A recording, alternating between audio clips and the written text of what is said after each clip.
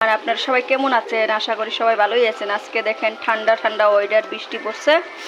আর এখানে আমি চিকেন কষা বানিয়েছি। এই দেখেন ফাইনালি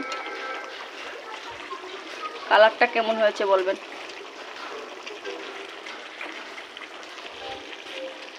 চিকেন কষা করেছি,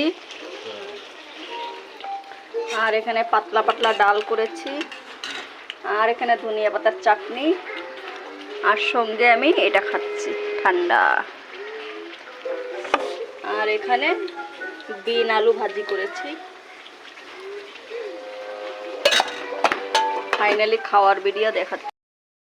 আর খাওয়ার ভিডিও দেখেন বিছনাতে বসে বসে মেয়ে খাচ্ছে। কেমন হয়েছে চিকেন কষা? ভালো হয়েছে। কেমন টেস্ট?